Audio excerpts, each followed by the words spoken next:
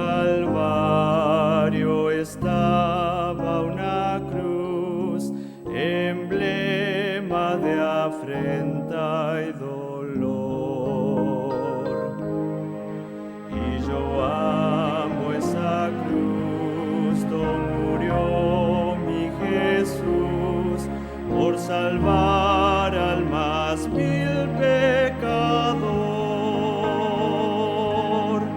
Oh, yo siempre amaré esa cruz, en sus triunfos mi gloria será.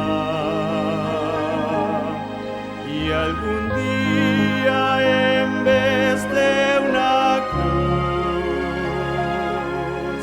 mi corona Jesús me dará. Y aunque el mundo desprecie la cruz de Jesús, para mí tiene suma atracción, pues en ella llevo el Cordero de Dios, de mi alma la condenación. Oh, yo siempre amaré esa cruz, en sus triunfos mi gloria será.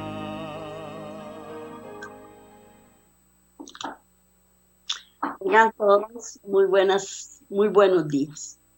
Hoy aquí estamos de nuevo con ustedes con la mejor disposición para llevarles todas las bellezas que el Señor nos comunica, todas las bellezas que el Señor nos da, todas las maravillas que Él hace por nosotros para que nosotros podamos ser su pueblo elegido, para que nosotros podamos ser salvos.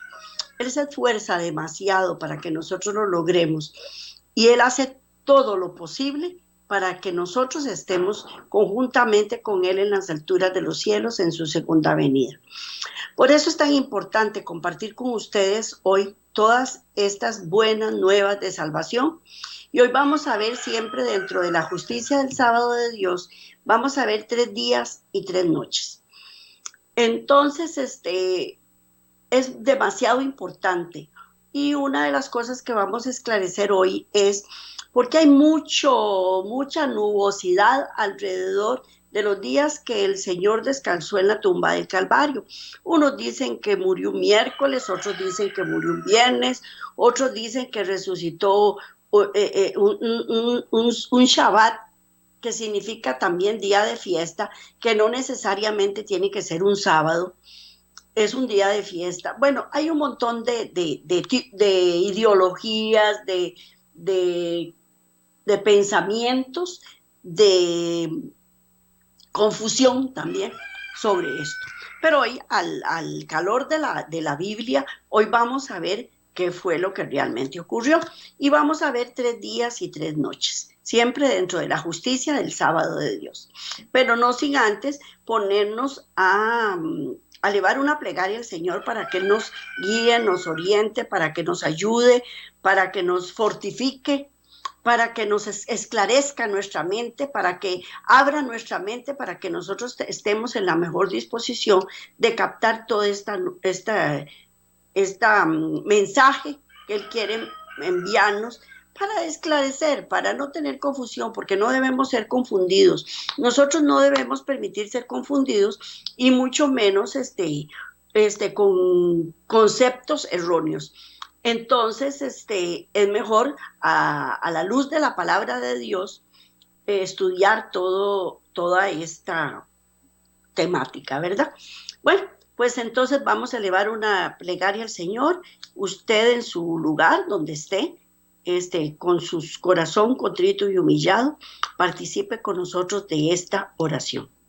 Amantísimo Padre, te damos gracias por permitirnos estar contigo todos los días de tu vida, porque aunque tú nos prometiste que ibas a estar con nosotros hasta el fin, nosotros no necesariamente cumplimos y nos apropiamos de esa promesa. Pero siempre con tu infinito amor, haces que las cosas en nosotros sean posibles y volvemos al redil, volvemos a estar dentro de tus límites, Padre eterno, y queremos permanecer contigo siempre, hasta que venga el fin, porque solo en ti encontramos gozo, solo en ti encontramos salud, paz, prosperidad y toda buena dádiva que viene de ti. Pues hoy te damos gracias por permanecer a la par de nosotros siempre y también te damos gracias por permitir que nosotros estemos a la par tuya siempre. Gracias, Padre, en el nombre de Cristo Jesús. Amén. Amén. Bueno, hoy vamos a ver justicia del sábado de Dios, como siempre, 3 días y 3 noches. Satanás está enterado del tremendo poder y bendición provisto por Dios en el don del sábado. Él lo sabe. Yo siempre les he dicho, es el día que se reparten bendiciones. Una bendición no es necesariamente un poco de dinero, un poco de bienes materiales. No, una bendición es tener salud, paz, gozo, felicidad. Todo eso es bendición. Pues eso se reparte todos los sábados, si nosotros seguimos sus lineamientos. Y Satanás él lo sabe y se opone a que nosotros guardemos el sábado, porque no quiere que nosotros recibamos esas bendiciones. Cuando los hombres evalúan el sábado dándole el valor como el diablo lo hace y aprovechan sus poderosas provisiones, conocen una experiencia semejante a la cual no han conocido todavía.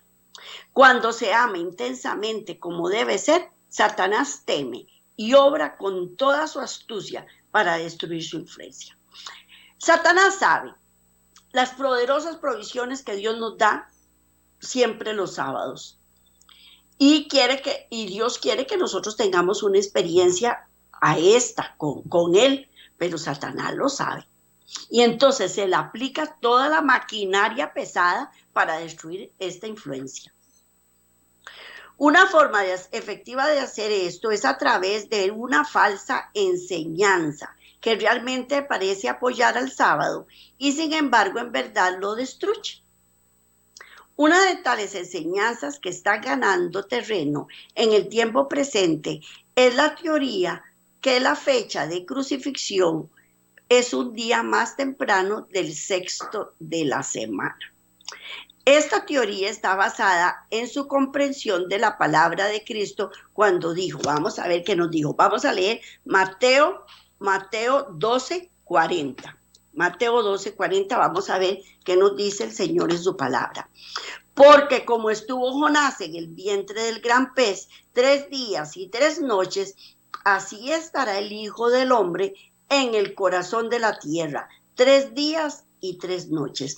Ustedes no se pueden imaginar la confusión que esta palabra ha traído a nivel mundial para todos los creyentes en Cristo Jesús.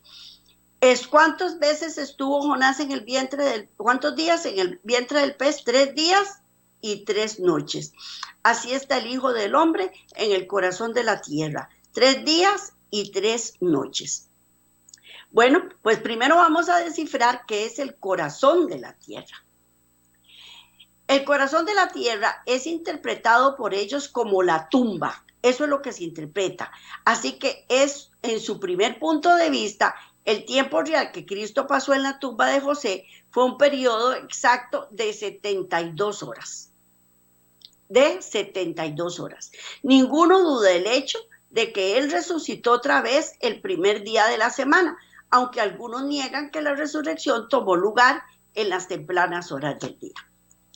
Todo el mundo está de acuerdo que resucitó un domingo, porque eso todo el mundo lo apoya y todo el mundo lo reconoce.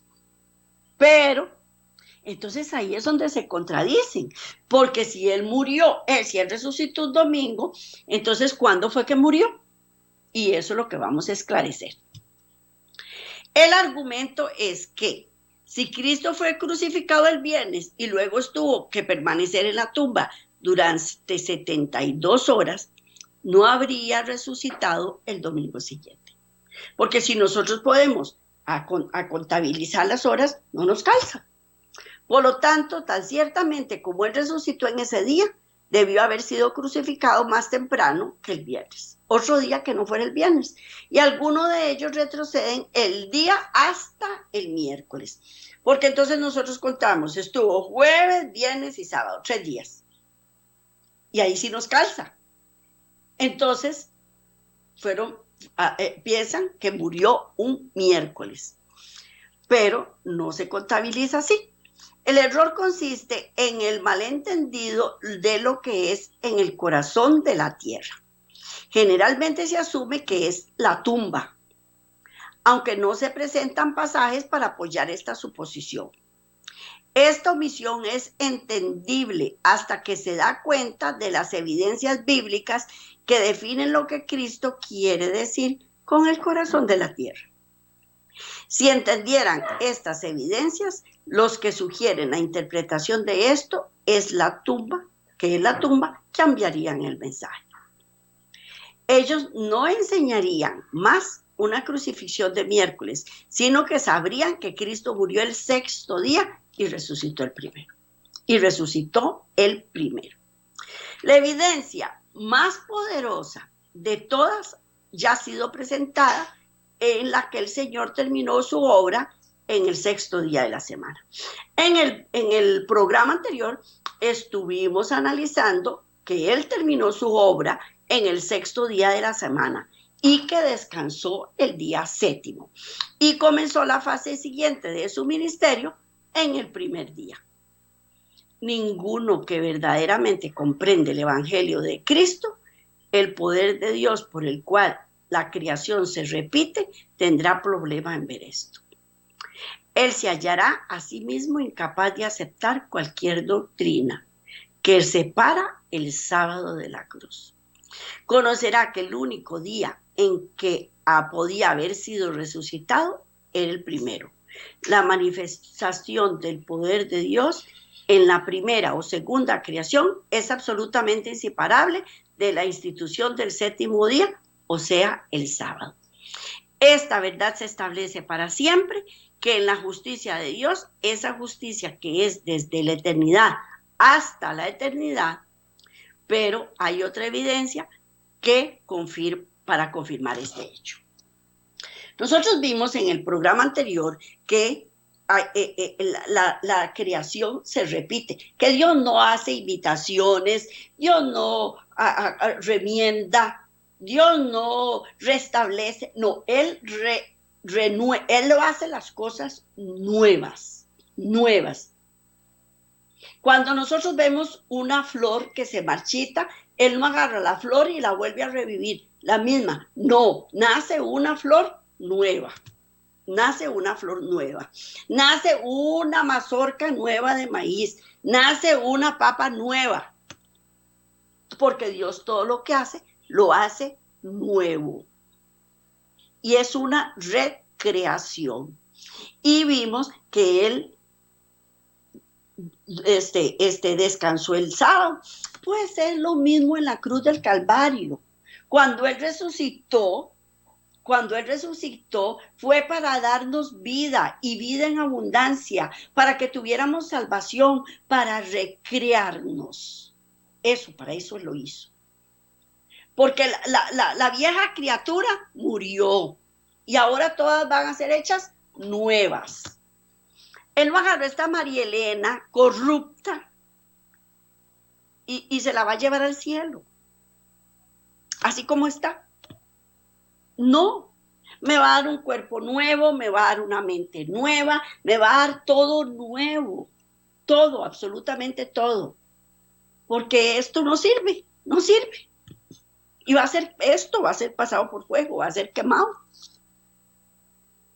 Pues igual, entonces vamos a estar haciendo la comparación con 3 días y 3 noches que Él permaneció en la tumba. ¿Y qué fue lo que pasó? Vamos a ver el tiempo y el tipo.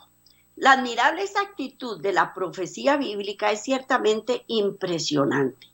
En Daniel, por ejemplo, Dios predijo el surgimiento y caída de 4 grandes imperios. Dígame una cosa, ¿qué profeta? Mire, tanto cree la gente en Nostradamus. Y dígame una cosa, Nostradamus ha predicho todo este montón de cosas? No, solo Cristo Jesús. Él predijo los 4 grandes imperios mundiales, comenzando con Babilonia, después siguió los medos, los persas, los griegos, hasta llegar los romanos y hasta la actualidad.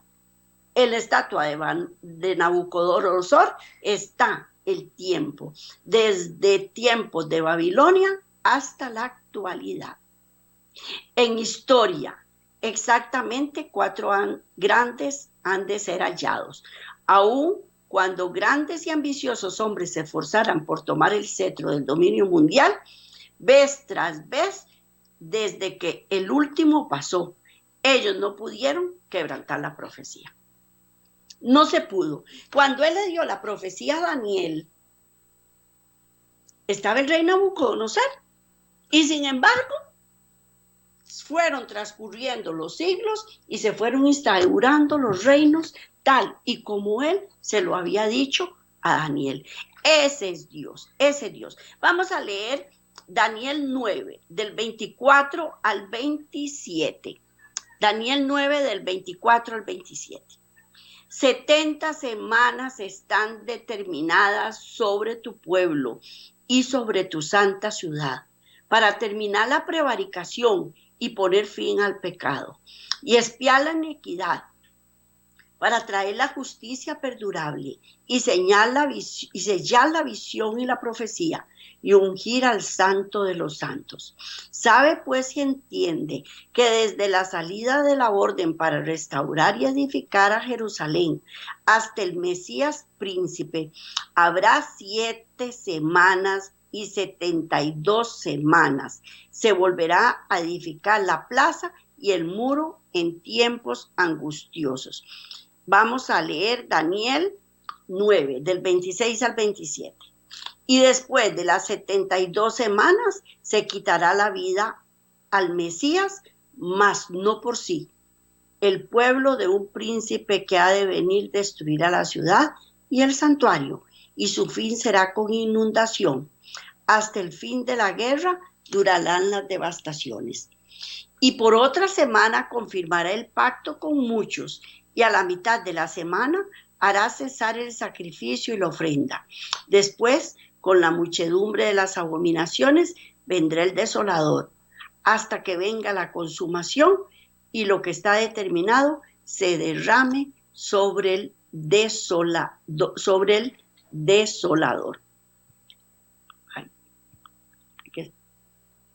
Ok, vamos a ver. Ese es Daniel. Esa es la profecía. Profecía igualmente dada a Daniel sobre la muerte de Cristo, sobre la resurrección, la restauración del cuerpo, del templo, sobre las 70 semanas que cronológicamente se cumplieron. Año tras año, minuto a minuto, segundo a segundo, se cumplió. Solo Dios puede hacer eso, dar una profecía y que se cumpla categóricamente, en el momento, en el lugar, con todos los hechos, y profecías dadas 1000 y resto de años antes de la crucifixión de Cristo. Solo un Dios poderoso puede hacer esto. Y todavía seguimos dudando, y todavía seguimos cuestionando. Vamos a leer Juan, del 5 al 39. Vamos a ver qué nos dice. Escudriñad las escrituras, porque a vosotros os parece que en ellas tenéis la vida eterna, y ellas son las que dan testimonio de mí. ¿Qué tenemos que hacer? Escudriñar las escrituras, porque en ellas tenemos la vida eterna. ¿Por qué? Porque son las que dan testimonio de Cristo Jesús. Son las que dan testimonio de Cristo Jesús. El Antiguo Testamento tiene abundantes y específicas profecías con relación al advenimiento del Mesías. Su misión, su sufrimiento, su muerte, su resurrección. Por eso Jesús dijo, escudriñan las escrituras, porque ellas hablan de mí, hablan de mí. Y eso es lo que estamos haciendo en este momento. Vamos a ir a Hebreos 10, del 5 al 7. Dice, por lo cual, estando en el mundo, dice, sacrificio y ofrenda no quisiste, mas me preparaste cuerpo. Holocaustos y expiaciones por el pecado no te agradaron. Entonces dije, he aquí que vengo, Dios, para hacer tu voluntad, como en el rollo del libro está escrito de mí.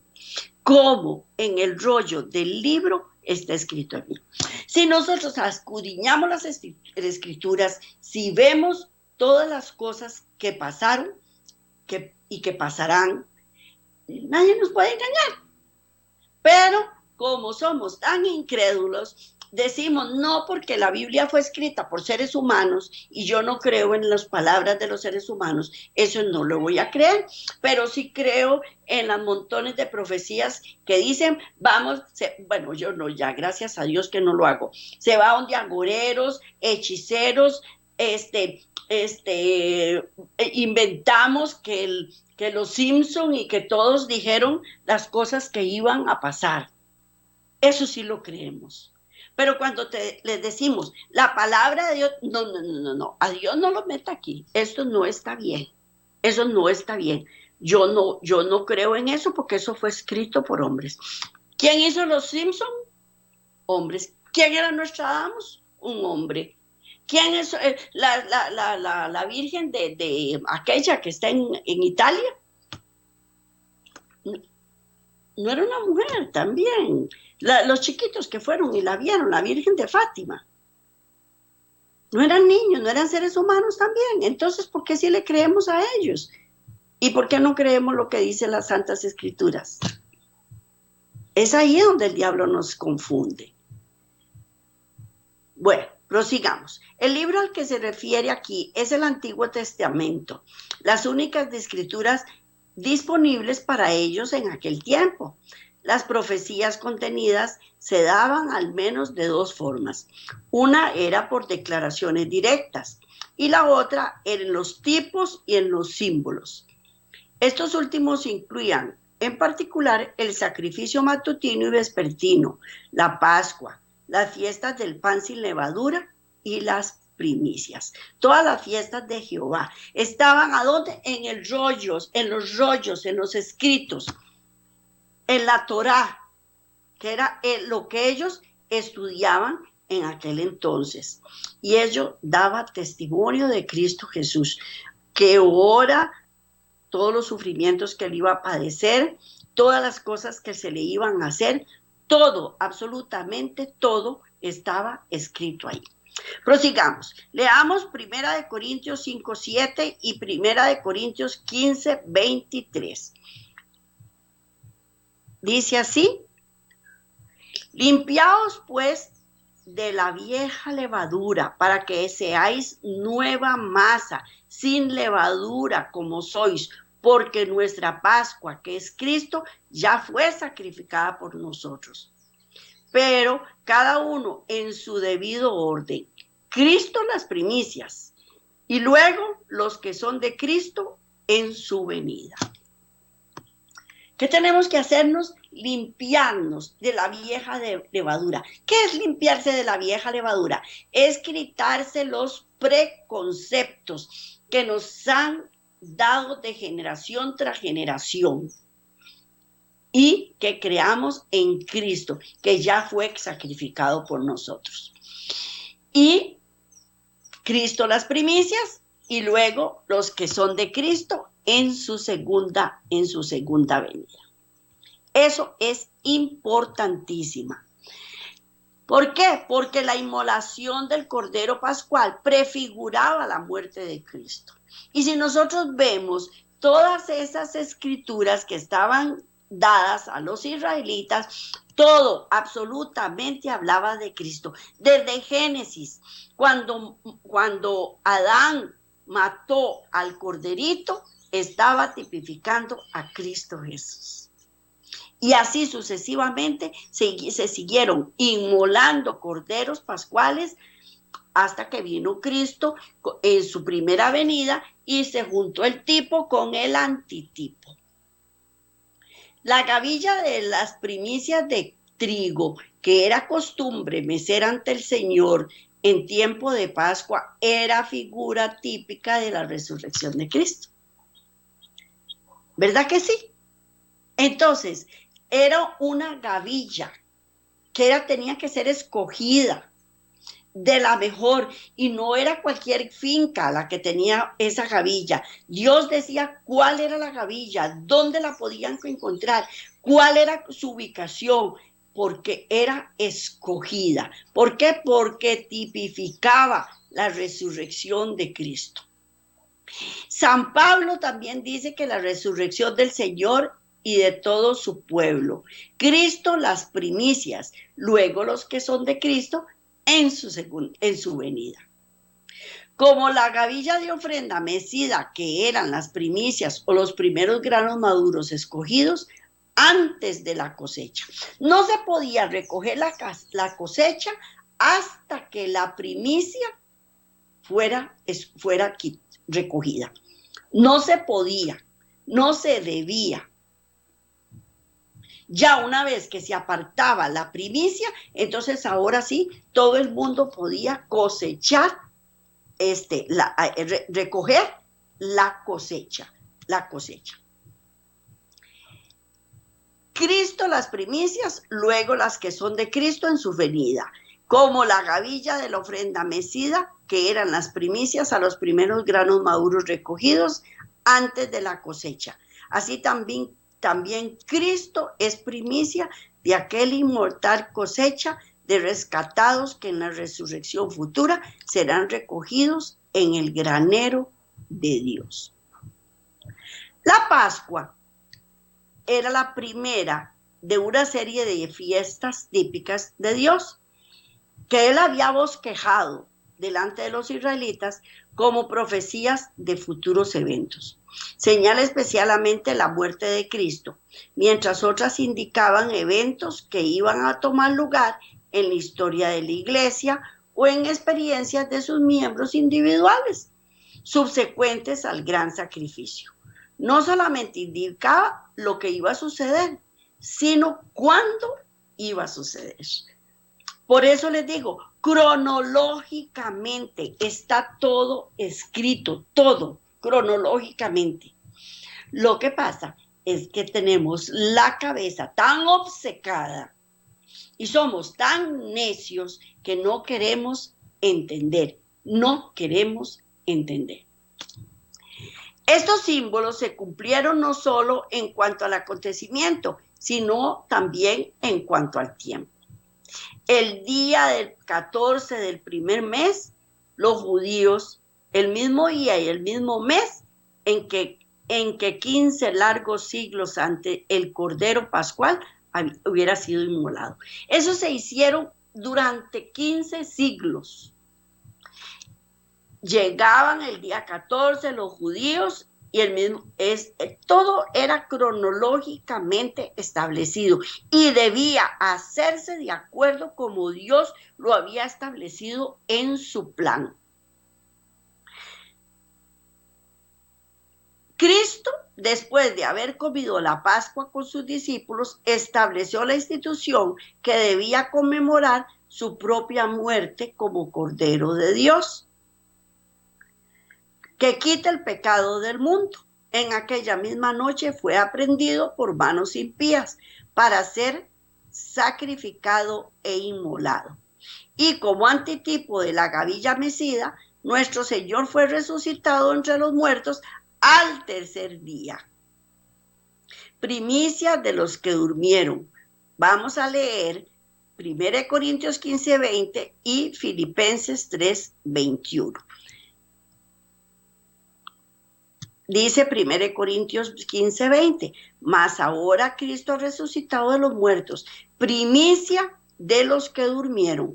Es un hecho irrefutable. Filipenses 3:21, ¿qué nos dice? El cual transformará el cuerpo de la humillación nuestra para que sea semejante al cuerpo de la gloria suya, por el poder con el cual pueden también sujetar a sí mismo todas las cosas. Se los dije también la vez pasada, todo se debe al poder de Dios, pues ese poder que Dios tiene está inmerso en su palabra, en su evangelio, porque el evangelio es el poder de Dios para sanidad de las naciones. Esto indica que Cristo había de ser crucificado en el día de la Pascua y levantarse otra vez en el día de las primicias. Significaba también que él había de ser colgado de la cruz en el momento del sacrificio matutino en ese día y expiar en el momento del sacrificio y expirar en el momento del sacrificio vespertino.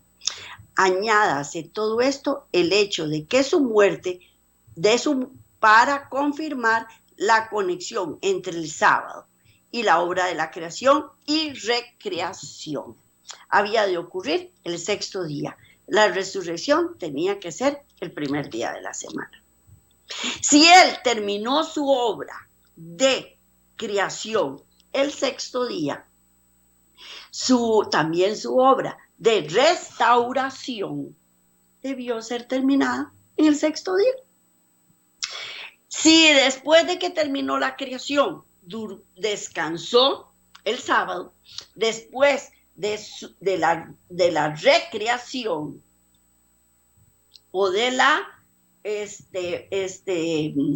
restauración de nuestros pecados, él debió haber dormido también un sábado, no un día común y corriente de la semana. Así es que no hay por dónde perderse. Él es preciso.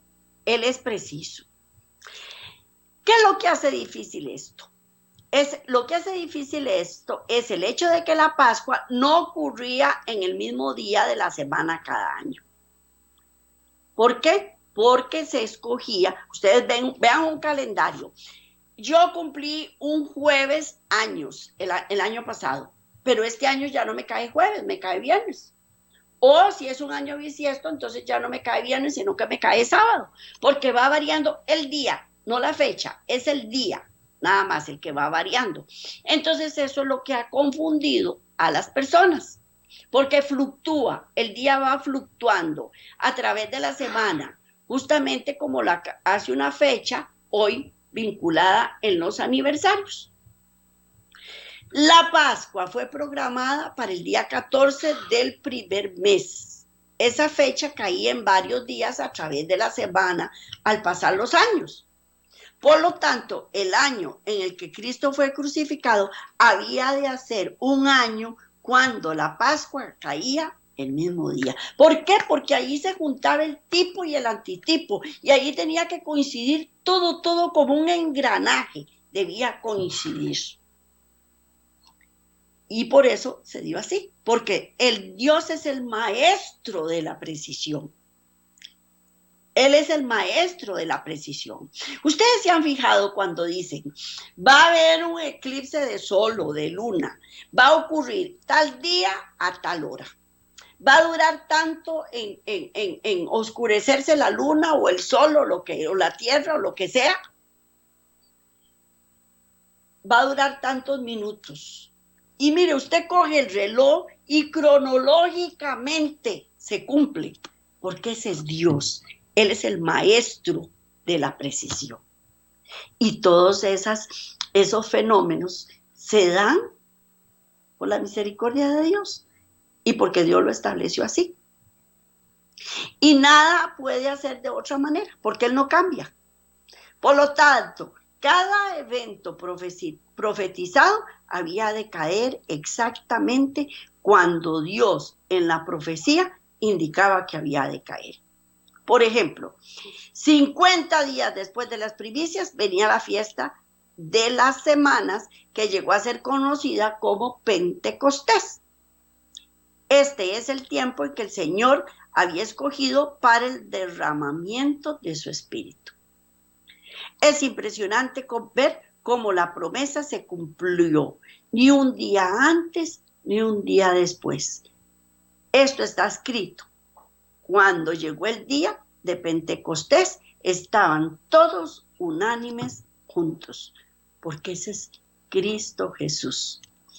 Y de repente vino del cielo un estruendo, como de un viento recio que soplaba, el cual llenó toda la casa donde estaban sentados, y se les desaparecieron lenguas repartidas como de fuego, asentándose sobre cada uno de ellos.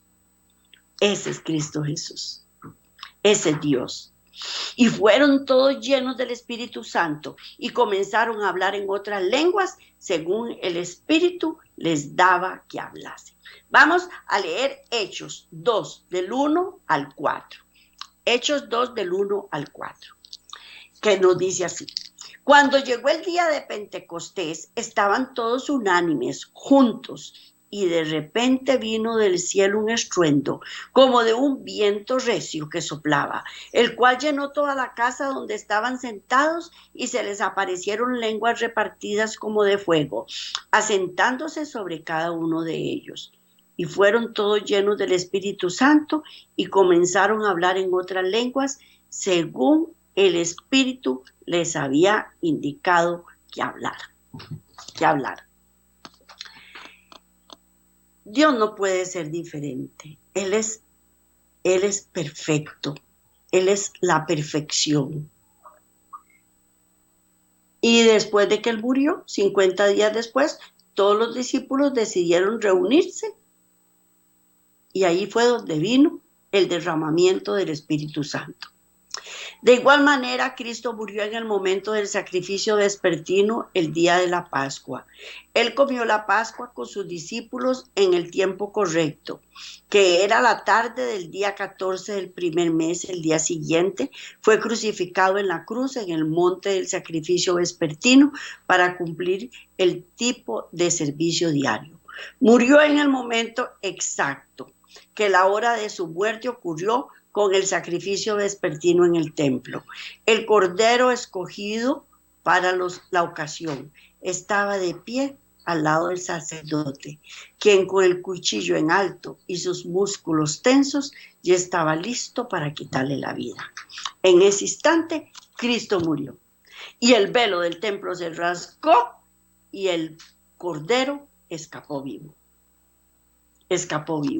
En el mismo momento que el sumo sacerdote alzaba el cuchillo para matar al cordero pascual, en ese momento estaba Cristo entregando su vida.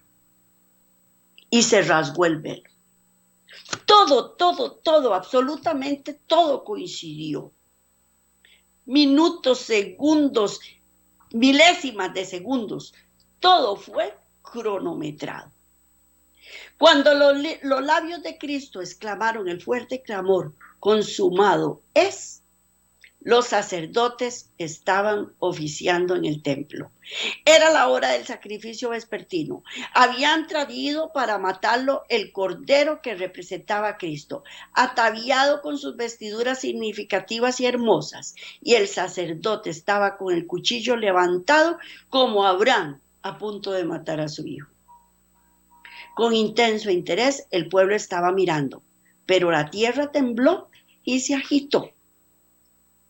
Pero el Señor mismo se acercaba con ruido desgarrador.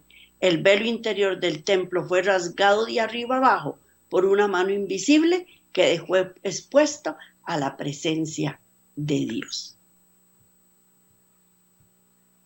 ¡Qué cosa más increíble! Y todavía dudamos, y todavía decimos, no hay que guardar el sábado, no hay que guardar el domingo, y todavía decimos, no puede ser, las escrituras no son bien. En aquel momento todo era terror y confusión. El sacerdote estaba por matar a la víctima, pero el cuchillo cayó de su mano enervada y el cordero escapó. El símbolo había encontrado en la muerte del Hijo de Dios la realidad que prefiguraba. El gran sacrificio había sido hecho. Esto es una sincronización precisa. Ningún cumplimiento más exacto de la profecía podía ser logrado. Esto debería ser suficiente para impresionar toda mente en el conocimiento de que el mismo programa especificado en la profecía tenía que ser cumplido en el antitipo. Estos símbolos se cumplieron no solo en cuanto al acontecimiento, sino también al tiempo. Vamos a leer Levíticos 23. No, ese no lo vamos a leer. Eso se los dejo tarea porque es muy largo y yo no se los puedo leer aquí todos. Lean Levíticos 23 del 4 al 21. Levíticos, repito, Levíticos 23 del 4 al 21. Para armonizar los eventos en la muerte y resurrección de Cristo es necesario llegar a ser familiar con el itinerario de la profecía misma. Y está registrado en Levíticos 23, del 4 al 21. Estos versículos muestran que la Pascua había de celebrarse en la tarde del día de 14 del primer mes, debido a que se ordenaba observar sus días religiosos y sábados desde la puesta del sol. La fiesta sería celebrada en la primera parte del día, no al final de él.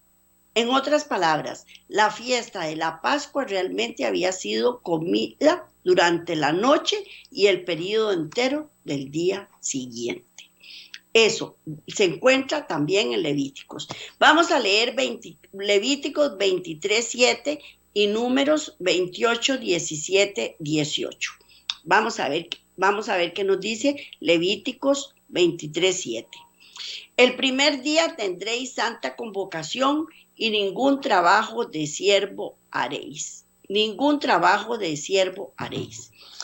Y a los 15 días de este mes, la fiesta solemne, por 7 días se comerán panes sin levadura.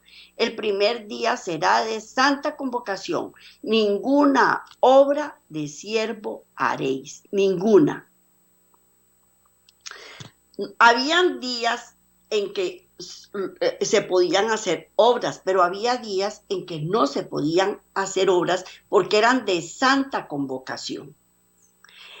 El día siguiente, el día 16 del primer mes, era la fiesta de las primicias y 50 días después venía el día de Pentecostés. Esta es la simple y fácil secuencia entendida de eventos típicos. Es igualmente simple cotejar con estos los eventos en la vida de Cristo. En la tarde de la Pascua, Jesús se reunió con sus discípulos en el aposento alto y los discípulos hicieron como Jesús les mandó y prepararon la Pascua.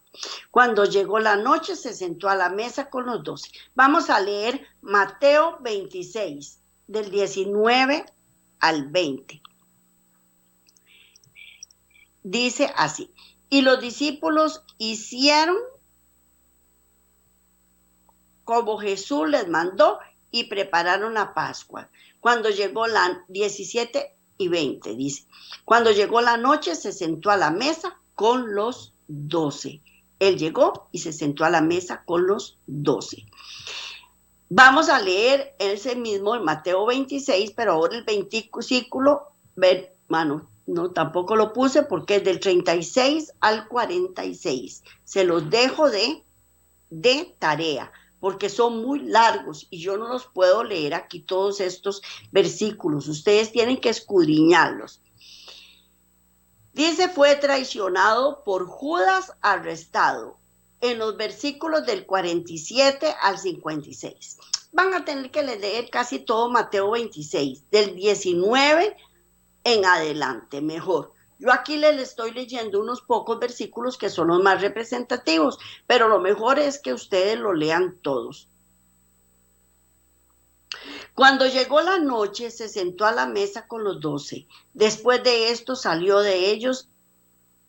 con ellos al huerto de Getsemaní y fue traicionado por Judas y arrestado. Entró en varias pruebas que cubrieron que cubrió el resto de las horas de la noche, hasta la mañana del día siguiente. Después también pueden leer Mateo 27 del 1 al 25.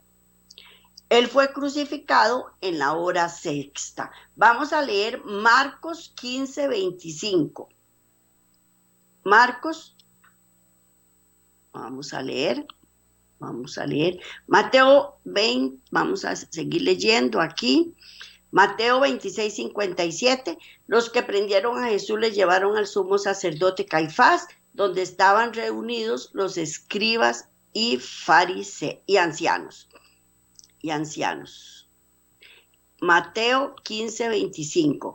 Era la hora tercera cuando lo crucificaron. Mateo 27, 46, 48.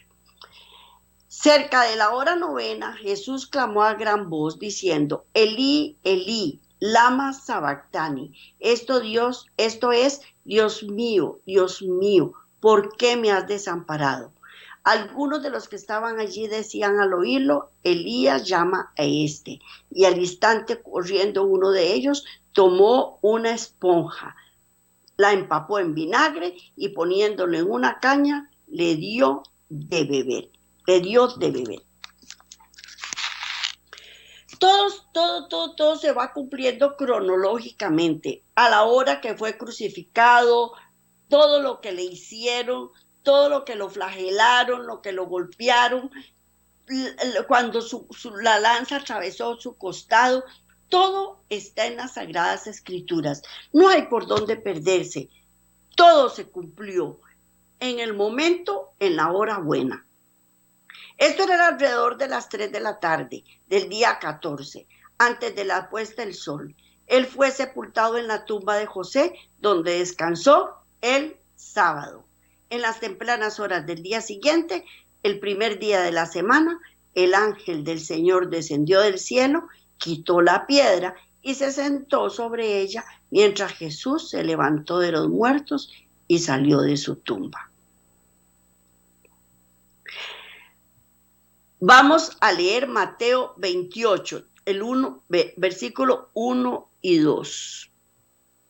Mateo 28, versículos 1 y 2. Dice: pasando el primer día de reposo, al amanecer del primer día de la semana, vinieron María Magdalena y la otra María a ver el sepulcro, y hubo un gran terremoto, porque un ángel del Señor descendió del cielo, y llegando removió la piedra y se sentó sobre ella. Es increíble todas las cosas que pasan. Y habiendo pues resucitado Jesús por la mañana el primer día de la semana, apareció primeramente a María Magdalena, de quien había echado 7 demonios. Eso lo leemos en Marcos 16, 9. Marcos 16, versículo 9, dice: y habiendo Jesús resucitado por la mañana, el primer día de la semana, apareció primeramente a María Magdalena, de quien había echado 7 demonios. 7 demonios. De este modo, Jesús murió y se levantó otra vez en armonía exacta con el tipo. Aunque es claro que 3 días y 3 noches totales no transcurrieron entre la crucifixión en el 6º día y la resurrección en el primero. De hecho, solo hay 2 noches involucradas.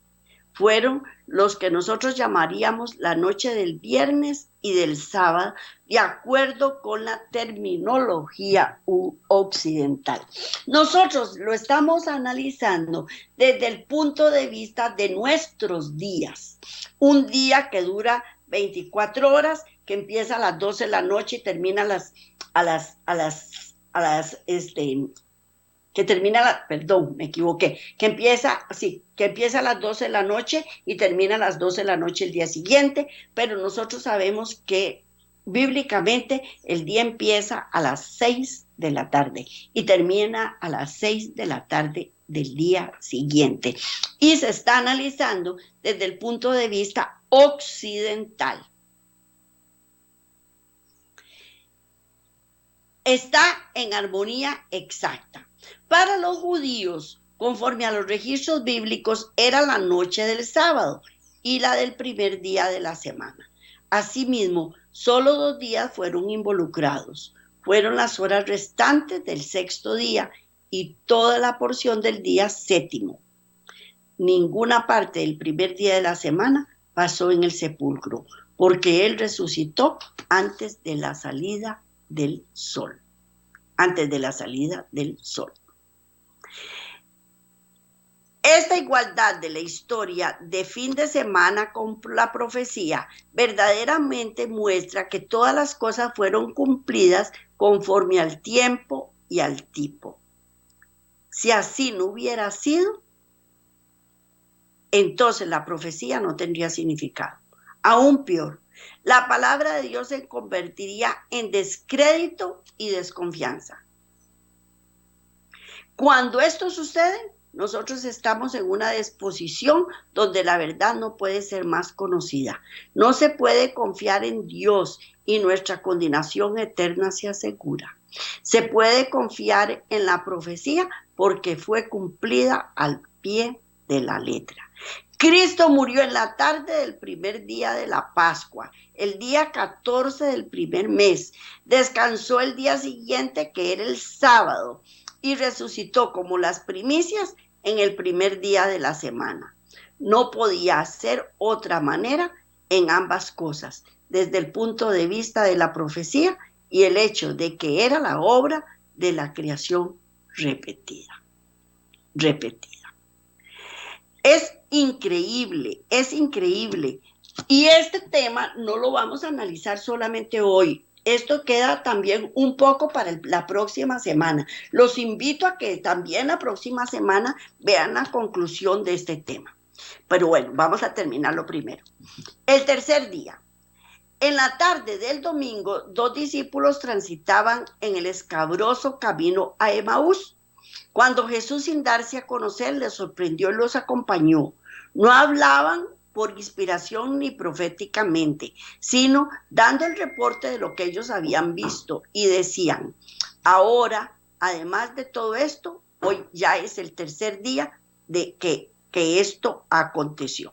Vamos a leer Lucas 24:21 para ir finalizando ya. Dice: pero nosotros esperamos que Él era el que había de redimir a Israel. Y ahora, además de todo esto, hoy ya es el tercer día que esto ha acontecido. Están hablando del domingo, ¿verdad? Y vamos a leer primera de Corintios 15, del 3 al 4. Dice: porque primeramente os he enseñado lo que asimismo recibí, que Cristo murió por nuestros pecados conforme las Escrituras, y que fue sepultado y que resucitó al tercer día conforme a las Escrituras. El tercer día de los 6 es definitivamente el primero.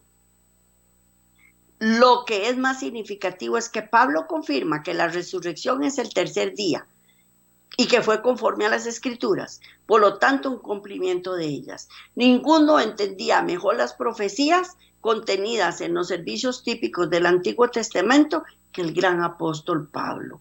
Además, entendía cuán precisamente la muerte y resurrección de Cristo habían sido cumplidos.